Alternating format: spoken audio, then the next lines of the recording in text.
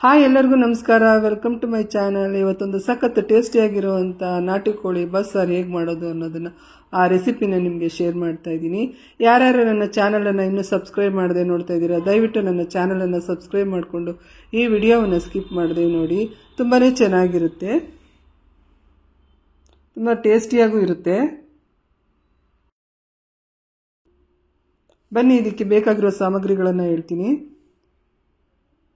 ಮೊದಲಿಗೆ ನಾನು ಒಂದು 7-8 ಗುಂಟೂರು ಮೆಣಸಿನ್ಕಾಯಿ ತೊಗೊಂಡಿದ್ದೀನಿ, ಒಂದು 10 ಬೆಳ್ಳುಳ್ಳಿ ತೊಗೊಂಡಿದ್ದೀನಿ, 1 ಇಂಚಷ್ಟು ಶುಂಠಿ ತೊಗೊಂಡಿದ್ದೀನಿ, 1 ಈರುಳ್ಳಿ ತೊಗೊಂಡಿದ್ದೀನಿ, 4 ಚಮಚ ಧನಿಯಾ ಪುಡಿ ತೊಗೊಂಡಿದ್ದೀನಿ. ಇದಕ್ಕೆ 2 ಥರ ಖಾರ ಮಾಡ್ಕೋಬೇಕು. ಇದು ಒಂದು ಖಾರ, ಇನ್ನೊಂದು ಖಾರನೂ ಹೇಳ್ತೀನಿ ನಾನು. ಇದಿಷ್ಟನ್ನು ನಾನು ಫ್ರೈ ಮಾಡಿಕೊಂಡು ಮಿಕ್ಸಿಗೆ ಹಾಕ್ಕೋಬೇಕು.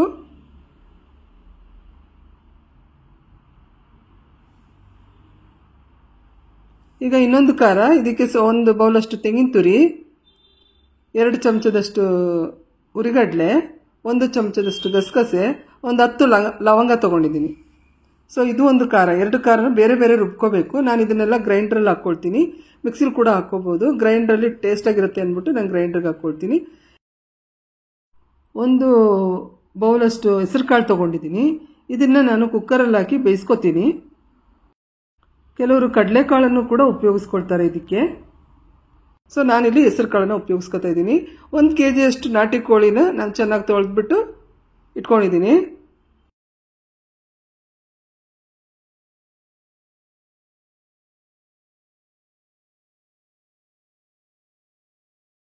ಈಗ ನಾನು ಒಂದು ಕುಕ್ಕರಲ್ಲಿ ಸ್ವಲ್ಪ ನೀರು ಹಾಕಿ ಹೆಸರು ಕಾಳನ್ನು ತೊಳೆದ್ಬಿಟ್ಟು ಬೇಯಿಸ್ಕೊಳ್ತಾ ಇದ್ದೀನಿ. ಮೆತ್ತಗೆ ಬೇಯಿಸ್ಕೋಬೇಕು. ಸ್ವಲ್ಪ ಉಪ್ಪು ಹಾಕ್ಕೊಳ್ತೀನಿ. ನೀರು ಕೂಡ ಕಡಿಮೆ ಹಾಕ್ಕೋಬೇಕು, ತುಂಬ ನೀರು ಹಾಕ್ಕೋಬಾರ್ದು.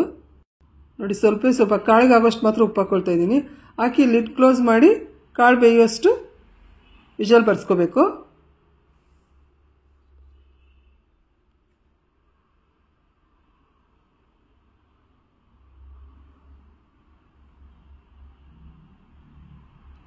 ಈಗ ಇದು ಒಂದು ಕುಕ್ಕರಲ್ಲಿ ಪಕ್ಕದ ಸ್ಟವಲ್ಲಿ ಬೇಯ್ತಾ ಇರುತ್ತೆ. ಈಗ ಇನ್ನೊಂದು ಕುಕ್ಕರಲ್ಲಿ ನಾನು ಸ್ವಲ್ಪ ಎಣ್ಣೆ ಹಾಕಿ ಅದಕ್ಕೆ ಈರುಳ್ಳಿ ಬೆಳ್ಳುಳ್ಳಿ ಹಾಕಿ ಚಿಕನನ್ನು ನಾನು ಫ್ರೈ ಮಾಡ್ಕೊಳ್ತೀನಿ. ಅದಕ್ಕೆ ಸ್ವಲ್ಪ ಉಪ್ಪು ಅರಿಶಿನ ಪುಡಿ ಹಾಕ್ಕೊಂಡು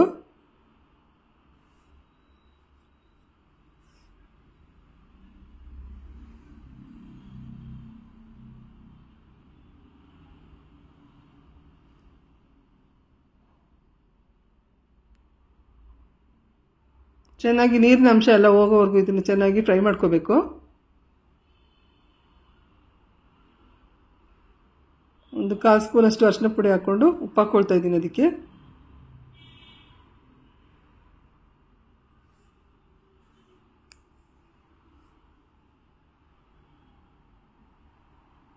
ತುಂಬಾ ಟೇಸ್ಟಾಗಿರುತ್ತೆ.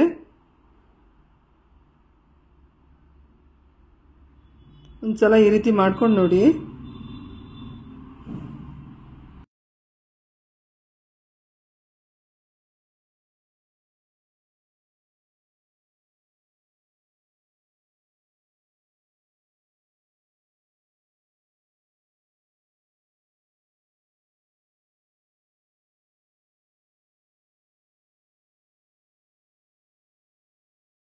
ಈಗ ಒಂದು ಮಸಾಲನ ಫ್ರೈ ಮಾಡ್ಕೊಳ್ಳೋಣ. ಈರುಳ್ಳಿ, ಬೆಳ್ಳುಳ್ಳಿ, ಶುಂಠಿ, ಒಣಮೆಣಸಿನ್ಕಾಯಿ ಇದನ್ನೆಲ್ಲ ನಾನು ಈಗ ಫ್ರೈ ಮಾಡ್ಕೊಳ್ತಾ ಇದ್ದೀನಿ.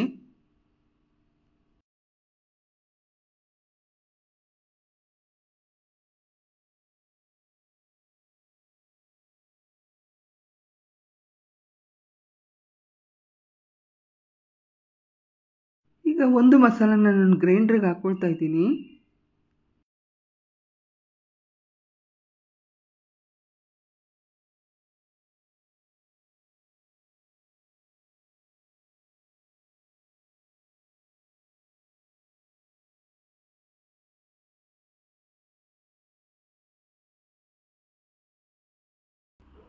ಈ ಥರ 2 ಬೇರೆ ಬೇರೆಯಾಗಿ ರುಬ್ಕೊಂಡ್ರೆ ಸಾರು ಚೆನ್ನಾಗಿರುತ್ತೆ.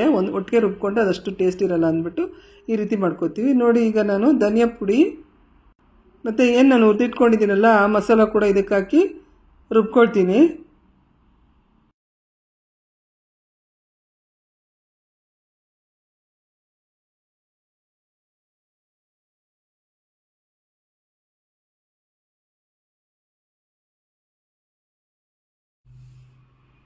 ಈಗ ಹೆಸರು ಕಾಳು ಏನು ನಾನು ಬೇಯಿಸ್ಕೊಂಡಿದ್ದೀನಲ್ಲ ನೋಡಿ ಹೆಸರು ಕಾಳು ಈಗ ಮೆತ್ತಗೆ ಬೆಂದಿದೆ.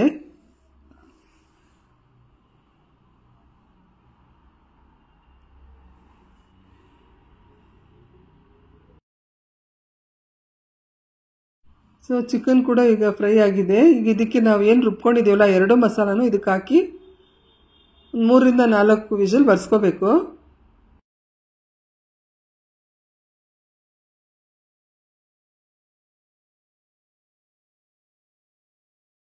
ನೋಡಿ 2 ಖಾರನೂ ರೆಡಿ ಇದೆ. ಈಗ ಆ ಚಿಕನ್ಗೆ ಈ 2 ಮಸಾಲಾನು ನಾನು ಹಾಕ್ತಾ ಇದ್ದೀನಿ. ಟೊಮೊಟೊ ಏನು ಹಾಕೋ ಅವಶ್ಯಕತೆ ಇಲ್ಲ. ನಿಂಬೆಹಣ್ಣನ್ನೆಲ್ಲ ಕೊನೆಯಲ್ಲಿ ಊಟಕ್ಕೆ ಸ್ವಲ್ಪ ನಿಂಬೆಹಣ್ಣು ನಿಂತ್ಕೊಂಡ್ರೆ ಸಾಕು, ಹುಳಿ ಅವಶ್ಯಕತೆ ಇಲ್ಲ. ಒಂದು 3ರಿಂದ 4 ವಿಷಲ್ ಬರ್ಸ್ಕೊಂಡ್ರೆ ಮೆತ್ತಗೆ ಬೆಂದಿರುತ್ತೆ ಚಿಕನ್ನು. ನೀರು ಎಷ್ಟು ಬೇಕೋ ಅಷ್ಟು ನಮಗೆ ಬೇಕೋ ಅಷ್ಟು ಹಾಕ್ಕೋಬೋದು. ಗಟ್ಟಿಗೆ ಬೇಕು ಅಂದರೆ ಸ್ವಲ್ಪ ಗಟ್ಟಿಗೆ, ನೀರು ಸ್ವಲ್ಪ ತೆಳ್ಳಗೆ ಬೇಕು ಅಂದರೆ ಸ್ವಲ್ಪ ನೀರನ್ನು ಹಾಕಿ ಚೆನ್ನಾಗಿ ಮಿಕ್ಸ್ ಮಾಡಿಕೊಂಡು ಕರೆಕ್ಟಾಗಿ ನಿಮಗೆ ಎಷ್ಟು ಬೇಕೋ ಅಷ್ಟು ಹದ ಮಾಡ್ಕೋಬೇಕು.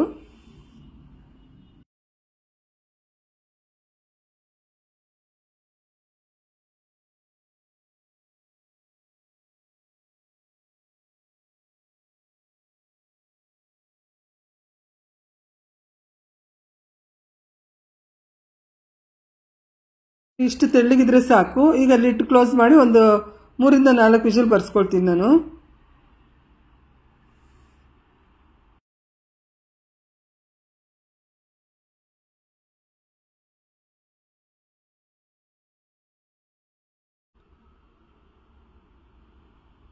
ಈಗ ಬೆಂದಿರೋ ಚಿಕನ್ಗೆ ನಾವು ಈ ಥರ ಮಸಾಲಾನ ರೆಡಿ ಮಾಡ್ಕೋಬೇಕು.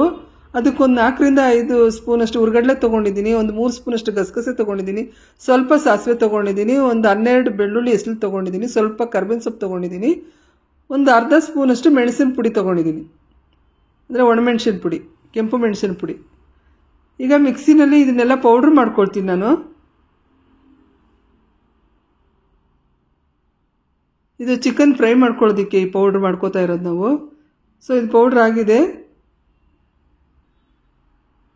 ಮೆಣಸಿನ ಪುಡಿನೂ ಹಾಕ್ಕೊಳ್ತಾ ಇದ್ದೀನಿ, ಎಲ್ಲ ಮಿಕ್ಸ್ ಮಾಡ್ಕೊಳ್ತೀನಿ ಮಿಕ್ಸಿನಲ್ಲಿ.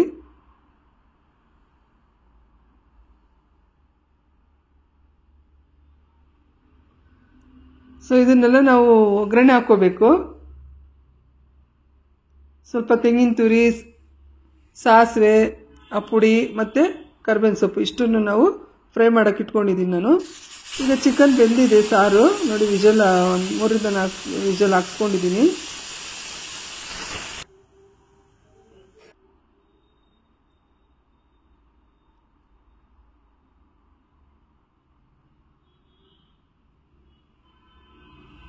ನೀವು ನೇರವಾಗೂ ಯೂಸ್ ಮಾಡ್ಕೋಬೋದು. ಇದು ಒಂದು ಟೈಪು. ಚಿಕನ್ನ ಬಸ್ದುಬಿಟ್ಟು ಮಾಡೋದು ಇದು ಒಂದು ಟೈಪು. ಹೀಗೆ ಡೈರೆಕ್ಟಾಗಿ ಈಗೂ ಯೂಸ್ ಮಾಡ್ಕೋಬೋದು. ಬಟ್ ಈ ಥರ ಮಾಡಿಕೊಂಡ್ರೆ ನಿಮಗೆ ಚಿಕನ್ ಇನ್ನೂ ಚೆನ್ನಾಗಿರುತ್ತೆ, ಟೇಸ್ಟಾಗಿರುತ್ತೆ. ಈಗ ನೋಡಿ ನಾನೇನು ಬೇಯಿಸ್ಕೊಂಡಿದ್ದೀನಲ್ಲ ಹೆಸರು ಕಾಳನ್ನು, ಅದನ್ನು ಸಾರಿಗೆ ಮಿಕ್ಸ್ ಮಾಡ್ತಾ ಇದ್ದೀನಿ. ತುಂಬ ಏನು ಬೇಯಿಸೋ ಅವಶ್ಯಕತೆ ಇಲ್ಲ, ಎಲ್ಲ ಬೆಂದಿರುತ್ತೆ. ಸುಮ್ಮನೆ ಒಂದು ರೌಂಡ್ ತಿರುಗಿಸ್ಬಿಟ್ಟು ಈಗ ಅದನ್ನು ಬಸ್ಕೋಬೇಕು. ಒಂದು ಸ್ಟೈನರಲ್ಲಿ ಸ್ವಲ್ಪ ನೀರು ಹಾಕ್ಕೊಳ್ತಾ ಇದ್ದೀನಿ, ಸ್ವಲ್ಪ ಗಟ್ಟಿ ಇದೆ ಅಂದ್ಬಿಟ್ಟು. ಒಂದು ಕುದಿದ್ಮೇಲೆ ಒಂದು ಸ್ಟೈನರಲ್ಲಿ ಎಲ್ಲ ಬಸ್ಕೊಂಡ್ಬಿಡ್ಬೇಕು.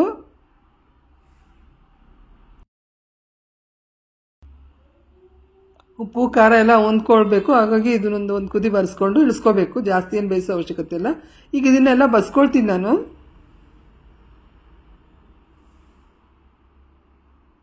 ನೇರವಾಗಿ ಸ್ಟೈನರ್ಗೆ ಹಾಕಿದ್ರೆ ಅದು ಇಳಿಯಲ್ಲ ನೀರು. ಹಾಗಾಗಿ ಈ ಥರ ಬಸ್ಕೊಳ್ತೀನಿ ನಾನು. ಈ ಥರ ಜಾಡಿನಲ್ಲಿ ಸೋಸ್ಕೊಂಡು ಆಮೇಲೆ ಬಸ್ಕೊಳ್ತೀನಿ.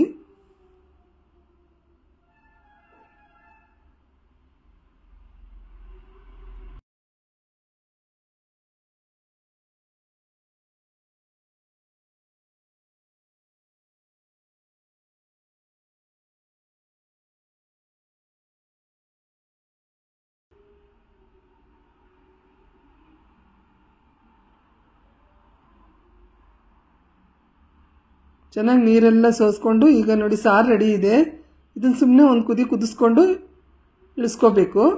ನಂತರ ಒಂದು ಬಾಣಲಿಗೆ ನಾವೇನು ತೆಗೆದಿಟ್ಕೊಂಡಿದ್ದೀವಲ್ಲ ಸಾಸಿವೆ, ಕರ್ಬೇವಿನ ಸೊಪ್ಪು, ಪೌಡ್ರ್ ಮಾಡಿ ಇಟ್ಕೊಂಡಿರೋದು ಅದನ್ನೆಲ್ಲ ಒಗ್ಗರಣೆ ಹಾಕ್ಕೋಬೇಕು. ಒಂದು 3 ರಿಂದ 4 ಸ್ಪೂನಷ್ಟು ಎಣ್ಣೆ ಹಾಕ್ಕೊಂಡು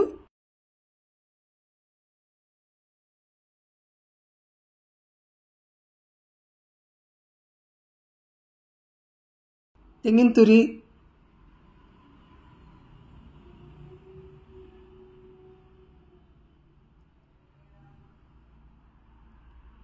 ಸ್ವಲ್ಪ ಬಾಡಿಸ್ಕೊಂಡ್ರೆ ಸಾಕು. ಈಗ ಏನು ಬಸ್ದಿಟ್ಕೊಂಡಿದ್ದು ಸ್ವಲ್ಪ ಉಪ್ಪು ಹಾಕ್ಕೊಳ್ತೀನಿ ನಾನು. ಈಗ ಏನು ಬಸ್ದಿಟ್ಕೊಂಡಿದ್ದೀವಲ್ಲ ಅದನ್ನು ಕೂಡ ಇದಕ್ಕೆ ಹಾಕಿ ಚೆನ್ನಾಗಿ ಮಿಕ್ಸ್ ಮಾಡಬೇಕು. ಸ್ವಲ್ಪ ಸಪ್ರೇಟಾಗಿ ತೆಗೆದಿಟ್ಕೊಂಡು ಆಮೇಲೆ ಚಿಕನ್ ಹಾಕ್ಕೊಂಡು ಒಂದು ಸ್ವಲ್ಪನೇ ಮಿಕ್ಸ್ ಮಾಡ್ತಾ ಹೋಗ್ತೀನಿ. ಈಗ ಡೈರೆಕ್ಟಾಗಿ ಚಿಕನ್ ಹಾಕಿದ್ರೆ ಸರಿಯಾಗಿ ಮಿಕ್ಸ್ ಆಗಲ್ಲ ಅಂದ್ಬಿಟ್ಟು ನಾನು ಆ ಥರ ಮಾಡ್ತೀನಿ. ಈಗ ಏನು ಬಸ್ದಿಟ್ಕೊಂಡಿದ್ರಲ್ಲ ಆ ಚಿಕನನ್ನು ನಾನು ಈ ಬಾಣಲಿಗೆ ಹಾಕ್ಕೊಂಡು ಈ ಪೌಡ್ರೆಲ್ಲ ಹಾಕಿ ಮಿಕ್ಸ್ ಮಾಡ್ಕೊಳ್ತೀನಿ. ಸ್ವಲ್ಪನೇ ಹಾಕ್ಕೊಂಡು ಮಿಕ್ಸ್ ಮಾಡ್ಕೋಬೇಕು. ಇಲ್ಲಾಂದರೆ ಒಂದಲ್ಲ ಅದು ಎಲ್ಲ ಒಂದು ಕಡೆ ಆಗಿಬಿಟ್ಟು ಚೆನ್ನಾಗಿರೋದಿಲ್ಲ. ಈವನ್ನಾಗಿ ಮಿಕ್ಸ್ ಆಗಬೇಕದು.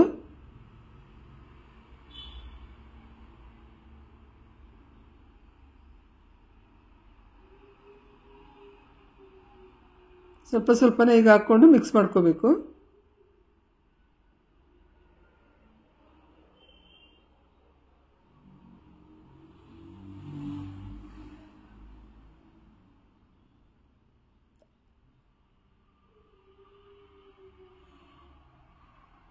ತುಂಬಾ ರುಚಿಯಾಗಿರುತ್ತೆ.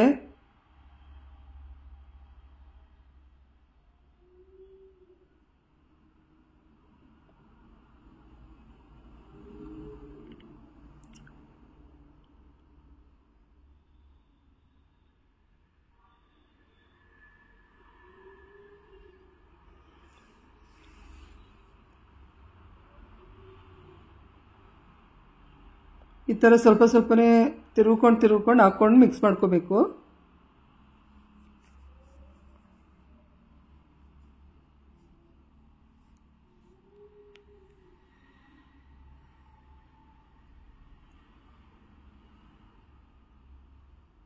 ಇದೆಲ್ಲ ನೋಡಿ ಮಿಕ್ಸ್ ಆಯ್ತು. ಈಗ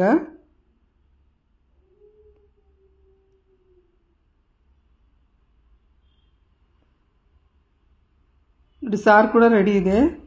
ಮುದ್ದೆಗೆ, ಅನ್ನಕ್ಕೆ ಎಲ್ಲದಕ್ಕೂ ಚೆನ್ನಾಗಿರುತ್ತೆ.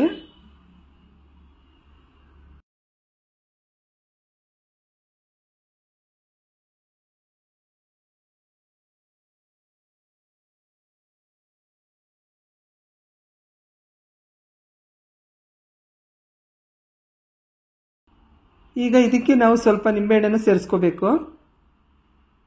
ನಾನು ಟೊಮೊಟೊ ಏನೂ ಹಾಕಿಲ್ಲ, ಬರೀ ನಿಂಬೆಹಣ್ಣು ಹಾಕ್ಕೊಂಡ್ರೆ ಸಾಕು.